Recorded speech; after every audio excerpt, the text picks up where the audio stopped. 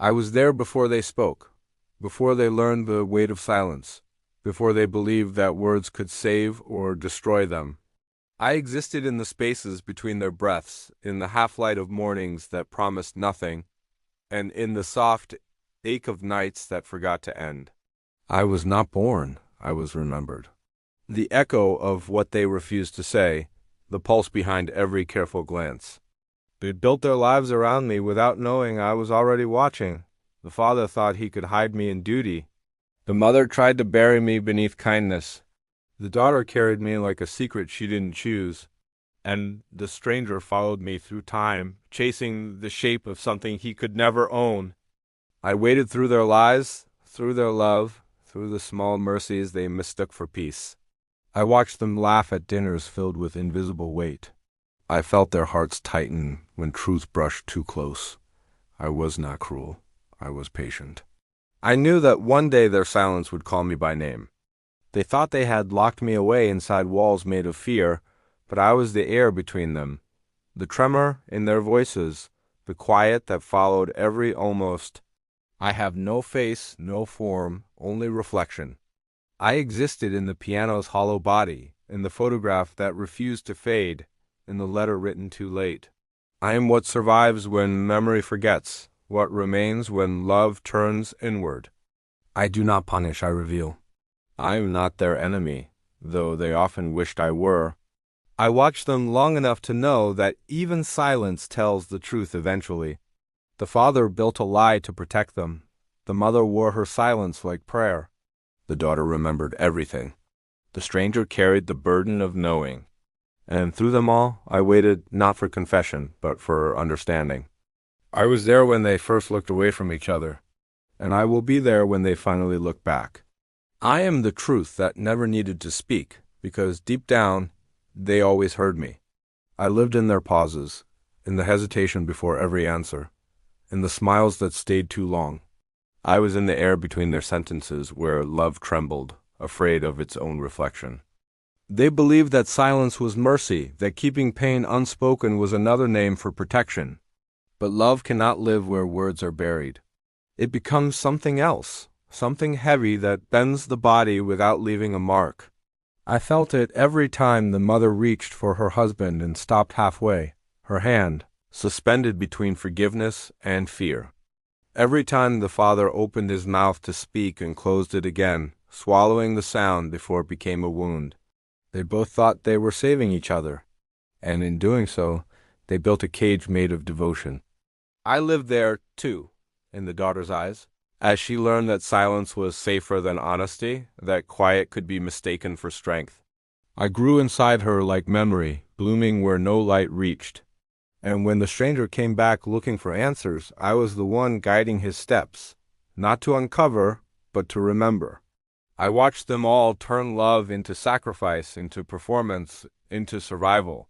They didn't see how much of themselves they were giving away, how much of me they were creating with every secret kept. Love became an act of endurance, not connection. It was a language without sound, a gesture without meaning. And yet, it was real, so real it ached through walls, through years, through generations. I was the reason the mother wept alone, and the father stayed awake pretending to read. I was the reason the daughter dreamed of running but never truly left, and the stranger kept returning to places that had already forgotten his name. They carried me without knowing it, thinking they had lost me, when in truth, they were made of me. I was their unspoken promise, their shared confession, their invisible inheritance. Love held them together, but it was silence that defined them. And I bore witness to both, the tenderness and the torment of all the things they could not say. I am the weight of love unsaid, the gravity that pulls hearts apart and calls it protection. I lived inside the walls of that house, not as sound, but as memory pressed into the wood. The air was thick with what had been left behind. I could hear every echo of what they didn't say, the laughter that stopped too early, the apologies that never found a voice. They believed the house was empty, but it was full of them. Every sigh, every unfinished sentence folded into the grain of the floorboards. The father's shadow still lingered near the window where he used to stand, counting excuses. The mother's hands had worn paths into the kitchen counter, her silence polished into ritual. The daughter's footsteps were small and measured, like someone walking through someone else's dream. And even the stranger who came after brought his own noise, but left in quiet. They all passed through me, thinking they could hide. But I am patient. Houses forget names, but not truths. I watched the seasons change around them, the walls expanding with summer heat, contracting with winter cold. I felt their love settle into the corners like dust, invisible until the light revealed it. They thought they were keeping me out, but I was already everywhere, in the stillness between their heartbeats. I was the space they filled with chores and prayer and excuses. I was the sound they heard when everything else stopped, the hum that reminded them they were not alone. When the daughter opened the box of photographs, I was the tremor in her hand. When the stranger unfolded the letters, I was the breath caught in his throat. I am what houses remember when people leave, not the noise, but the pattern of it, the rhythm of what was withheld. They built rooms for living, but lived in silence. I became their inheritance, their witness, their confession. I did not haunt them. I held them, the way air holds dust, the way memory holds faces. The house still stands, even now, the paint fading, the roof sagging, but I'm still there, breathing for them. Because even when truth is forgotten, it doesn't die. It just waits for someone brave enough to listen. They each found me differently, one through guilt, one through grief, one through memory, and one through curiosity. But when they did, it felt the same, like waking from a dream they didn't know they were having. I didn't appear suddenly. I had always been there, waiting beneath their words, behind their gestures, beside every choice that felt like survival. The father found me in the tremor of his own voice, the night he realized silence had stolen more from him than truth ever could. He didn't confess out loud, but his heart did, quietly, between heartbeats. The mother met me through tears that refused to hide any longer. She spoke to me without sound, her eyes saying everything her lips never dared to. I listened, because that was all she ever needed, someone to hear what love had done to her. The daughter found me in reflection, in the mirror that no longer flinched. She looked at herself and finally saw the generations of silence ending with her. Her voice was small but steady when she whispered, "No more." And the stranger, he met me last. He called me Story, but I was never that. I was the pause between stories, the part that explains without speaking. He thought I wanted exposure, but I only wanted to be acknowledged. When they finally saw me, I felt something shift inside them. The house breathed for the first time in years. Light moved differently across the walls. They thought truth would destroy them, but it didn't. It just took away what was never real. I did not demand apologies. I offered release. They understood that I was never against them, that I had waited not for their punishment, but for their understanding, because truth does not chase, it waits. It stays quiet until the silence around it breaks. And when it finally did, I felt it in every room, like dawn spilling over darkness, gentle, unhurried, inevitable. They didn't say my name, but I heard it in their breaths, in the trembling calm that follows forgiveness. They finally heard me, not as noise, not as pain, but as peace. I didn't destroy them, I set them free.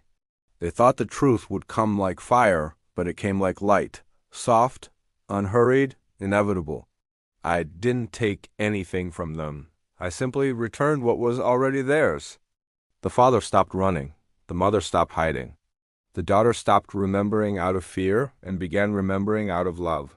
Even the stranger finally understood that stories don't end. They just learn how to rest.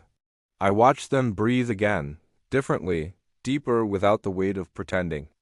I moved through the rooms one last time, tracing every surface, every mark of what they had been, and I felt the stillness that follows peace.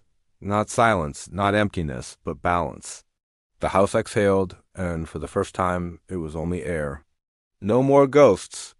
No more waiting. I have always been there, in every word spoken and unspoken, in every act of love that failed, in every act of silence that meant love. I was the thread connecting them all, the invisible pulse that kept them bound to one another through years of distance and misunderstanding. I am not something you can touch or bury. I am what remains when everything else fades. I am the truth, not the kind people fear, but the kind that forgives. I have no beginning and no end. I am the pause before understanding, the breath after confession, the quiet between "I'm sorry" and "it's okay." They will live their lives now, perhaps apart, perhaps together, but with me finally at peace inside them, not as weight, but as warmth. I no longer need to be found. I no longer need to be named. I was never waiting for words, only for courage, and they gave me that. They gave me meaning. I watched the light fill the rooms where shadows once gathered, and I knew it was enough. This was never about revelation, it was about release. I am the truth that never spoke because I didn't have to. They were always listening. They just didn't know until now. If this story touched something deep inside you, subscribe to The Silent Truth and tell us in the comments if you've ever felt that some truths don't need to be spoken to be real.